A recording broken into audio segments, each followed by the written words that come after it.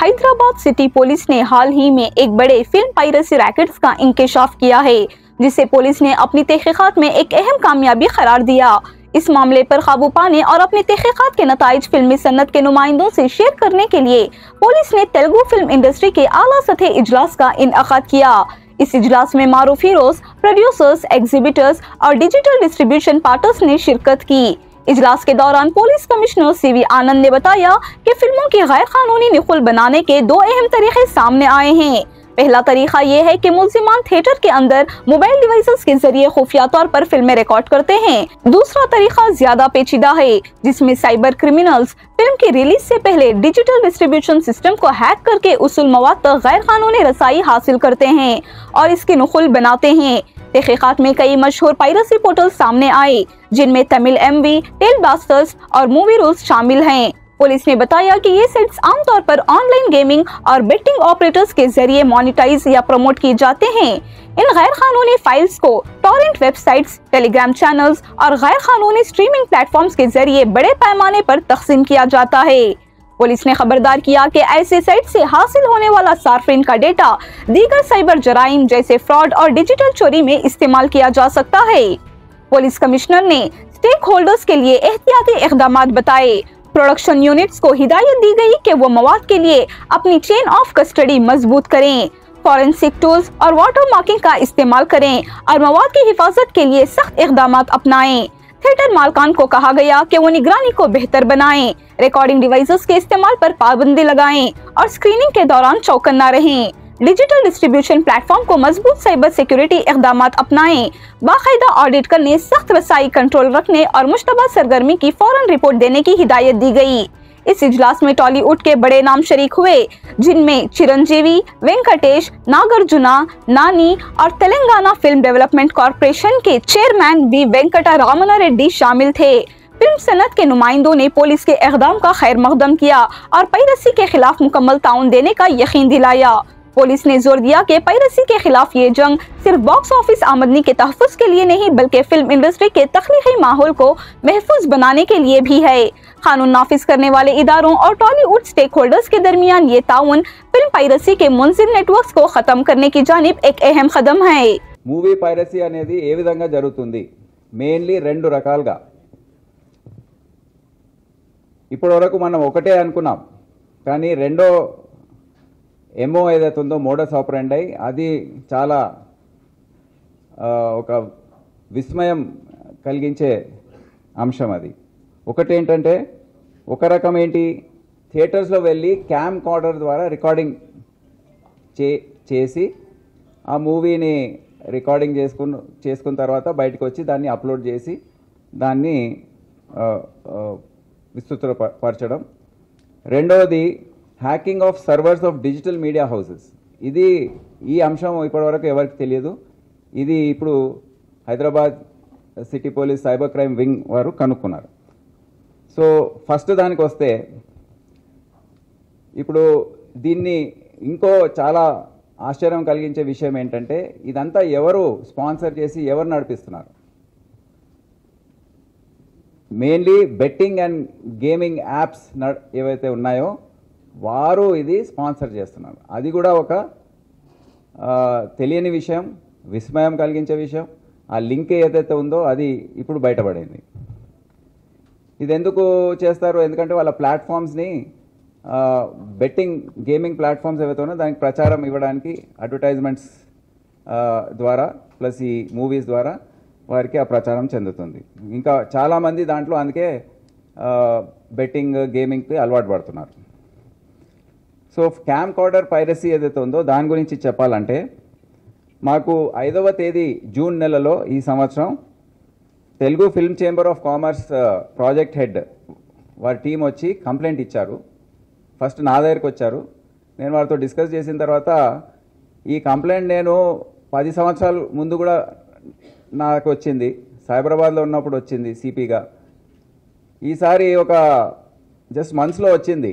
ఈసారి మనం దీన్ని ఏదో చేయాలి, ఎన్ని సంవత్సరాలు ఈ విధంగా నడుస్తూ ఉంటుందని వారితో డిస్కషన్లో అనిపించింది. సో నేను అప్పుడు మా DCP and additional CP crimes DCP Kavitha, ACP శివమారుతితో డిస్కస్ చేసి, I said go into depth. ఈసారి వదిలేదు లేదు, లెటర్స్ ఒకరిద్దరిని అరెస్ట్ చేసి మనము వదిలేయడం అనేది కాదు, ప్రెస్ మీట్ పెట్టేసి. ఇన్ఫ్యాక్ట్ ఒక స్టేజ్ వచ్చింది, సార్ ఇది ప్రెస్ మీట్ పెట్టి చెప్తే బాగుంటుందని. నేను వద్దని చెప్పాను, ఎందుకంటే దీంట్లో we have to go in to depth and let us get to the bottom of this అని చెప్పడంతో ఈ మొత్తం టీం ఏదైతే ఉందో చాలా కష్టపడి పనిచేసి వాళ్ళు ఏమని కంప్లైంట్ ఇచ్చారంటే, సింగిల్ ఏదైతే సినిమా రిలీజ్ అయిందో హిట్, ద థర్డ్ కేస్, ఈ రెండు కూడా పైరేటెడ్ వర్షన్స్ 1 తమిళ్ బ్లాస్టర్స్ అనే వెబ్సైటు, 5 మూవీ రూల్స్ మరియు 1 తమిళ్ ఎంవి అనే వెబ్సైట్స్ పైన అప్లోడ్ అయ్యే ఉన్నాయి.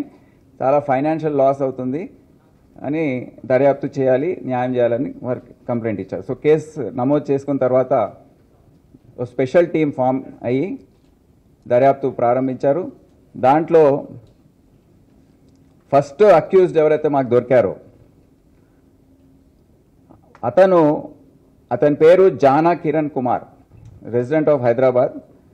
అతను థియేటర్ మంత్రా మాల్, అత్తాపూర్లో ఏదైతే మంత్రా మాల్ ఉందో అక్కడ థియేటర్లో అతను చేశాడు. ఇది కూడా ఏ విధంగా కనుక్కున్నారు, ఆ రోజు ఎవరెవరు వెళ్ళారు, ఎవరెవరు ఆన్లైన్ బుకింగ్ చేశారు, దాని తర్వాత 44 మంది సస్పెక్ట్ ఎవరైతే కొద్దిగా సస్పిషియస్ మూవ్మెంట్స్ కెమెరా సీసీటీవీస్ ద్వారా తెలిసిందో వారి మొబైల్ నంబర్స్ అన్నీ కనుక్కొని వారైతే ఎవరైతే ఈ విధంగా థియేటర్లో ఎంటర్ అయ్యి స్ట్రాటజిక్ సీట్స్లో కూర్చున్నారో వారి వివరాలన్నీ తెలుసుకుంటే 44 అని తేలింది. దాంట్లో నారో డౌన్ చేసుకుంటూ పోతే ఒక్క నంబర్ వచ్చింది, అదంతా ట్రేస్ చేసుకుంటూ వెళ్తే జానా కిరణ్ కుమార్ అని తేలింది. జానా కిరణ్ కుమార్ని అదుపులో తీసుకున్న తర్వాత ఇది లైట్స్ ఆన్ చేసింది. ఇతను మీ ఫోటో అంటే మేము యాజ్ పర్ రూల్స్ అతని ముఖం చూపించలేము, జస్ట్ బ్లర్ చేసి చూపిస్తున్నాము. నెక్స్ట్ లెవెల్, ఇప్పుడు ఇతను ఒప్పుకున్నాడు, అతను ఈ విధంగా థియేటర్లో వెళ్ళి రికార్డింగ్ అంతా చేసిన తర్వాత బయటకు వచ్చి మొబైల్ ఫోన్లో రికార్డింగ్ సింగిల్ మూవీని రికార్డ్ చేశాడు. వచ్చిన తర్వాత అతని హ్యాండ్లర్ ఎవరైతే ఉన్నారో సిరిల్ ఇన్ఫంట్ రాజు, అతనికి టెలిగ్రామ్ యాప్ ఏదైతే ఉందో దాని ద్వారా అప్లోడ్ చేసి పంపించాడని. దాని తర్వాత websites 5 movie rules, 1 Tamil MV, 1 Tamil blasters ఈ వెబ్సైట్స్ పైన కూడా అప్లోడ్ చేశాడు. ఇప్పటి వరకు 40 మూవీస్ అతను థియేటర్స్లో వెళ్ళి రికార్డ్ చేయడం అనేది జరిగింది, అది కూడా ఒప్పుకున్నాడు. మళ్ళీ ఎందుకు చేస్తున్నావు అంటే అతనికి ఆదాయం, క్రిప్టో కరెన్సీ కాయిన్స్ ఏవైతే ఉన్నాయో డిసిఎక్స్ అండ్ జెప్పే త్రూ టెలిగ్రామ్ ఆయనకు ట్రాన్స్ఫర్ అవుతుంది. సిరిల్ ఇన్ఫెంట్ రాజు ఎవరైతే ఉన్నారో అతను $150 to $500 per movie depending on popularity of the movie ప్రతి మూవీ కోసం ట్రాన్స్ఫర్ చేస్తున్నాడు. అంటే 15,000 rupees to 50,000 rupees per movie అతనికి ట్రాన్స్ఫర్ అవుతుంది depending on the popularity. So ఏ విధంగా వీళ్ళు చేస్తున్నారు అనేది మనం ఒకసారి చూడాలి. ఫస్ట్ ఆఫ్ ఆల్ ఎవరైతే ఈ క్యామ్ కార్డర్ పైరట్స్ ఉన్నారో వాళ్ళు టికెట్స్ ఆన్లైన్ బుక్ చేసుకుంటారు, ఒక సూటబుల్ సీట్ చూసుకుంటారు, అంటే మూవీ స్ట్రైట్గా ఎక్కువ యాంగిల్ లేకుండా స్ట్రైట్గా ఉండే విధంగా అలాంగ్ ద సెంట్రల్ కారిడార్ ఏదైతే ఉందో ఆ కారిడార్లో వచ్చే విధంగా చూసుకుంటారు. ఒక సెల్ ఫోన్లో హై అండ్ కెమెరా ఉన్న సెల్ ఫోన్ వాళ్ళ దగ్గర ఉంటుంది. వాళ్ళు బేసిక్లీ 2-3 రకాలుగా సినిమా థియేటర్లో వెళ్ళిన తర్వాత ఆ పైన జేబులో ఒక స్పెషల్ యాప్స్ ఉంటాయి, ఆ యాప్ ద్వారా మూవీ అక్కడ యాప్ ఆన్ చేసినప్పుడు మూవీ సెల్ ఫోన్ ఆఫ్ ఉంటుంది, ఎవరు చెక్ చేసినా లోపల ఈ కెమెరా నడుస్తుంది రికార్డింగ్ అవుతుందని ఎవరు కూడా కనుక్కోలేరు, అటువంటి యాప్స్ కూడా ఉన్నాయి.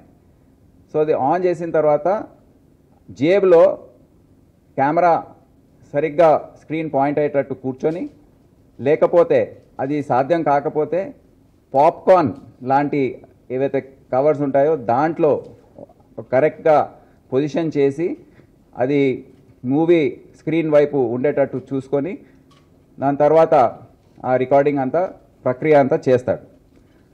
సో ఎవరు వచ్చి చెక్, ఎందుకంటే ఫ్లాష్ ఆన్ ఉండదు, సెల్ ఫోన్ ఆఫ్ ఉంటుంది, ఎవరికి అనుమానం రాదు. మూవీ ఇండస్ట్రీ ఆ థియేటర్ వాళ్ళు కూడా అరే దీంట్లో ఫస్ట్ షో ఫస్ట్ డే అంతా వాళ్ళు చెకింగ్ చేస్తుంటారు, కానీ ఎవరు కూడా వీళ్ళకి దొరకరు. ఎందుకంటే సెల్ ఫోన్ ఉంది, అది ఆన్ లేదు, ఫ్లాష్ ఆన్ లేదు, ఎవరికి వాళ్ళు చెక్ చేసినా వాళ్ళకి అర్థం కాదు. అయితే ఈ విధంగా ఈ మూవీ కాపింగ్ అనేది జరుగుతుంది. తర్వాత బయటకు వచ్చి మళ్ళీ ఈ విధంగా నేను చెప్పినట్టు అది టెలిగ్రామ్ ఛానల్లో అప్లోడ్ చేసి పంపేయడం జరుగుతుంది. రెండో ఇంపార్టెంట్ అక్యూజ్డ్ ఈ మోడస్ ఆపరెండీలో మాకు దొరికింది అర్స్లాన్ అహ్మద్. ఇతను జహనాబాద్ బీహార్ చెందినవాడు.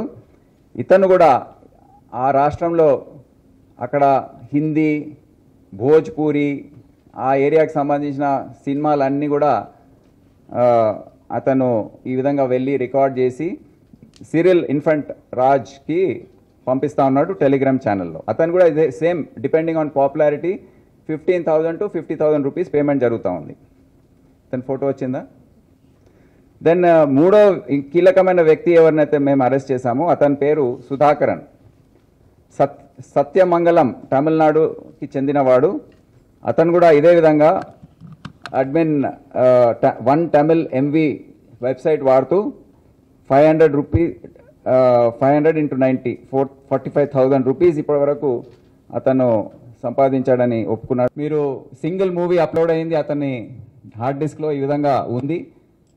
This thing is there. ఇది క్లిక్ చేస్తే public can view it. Next అదేవిధంగా కుబేరా మూవీ కూడా ఈ విధంగా అతని హార్డ్ డిస్క్లో దొరికింది. So these are camcorder recorded.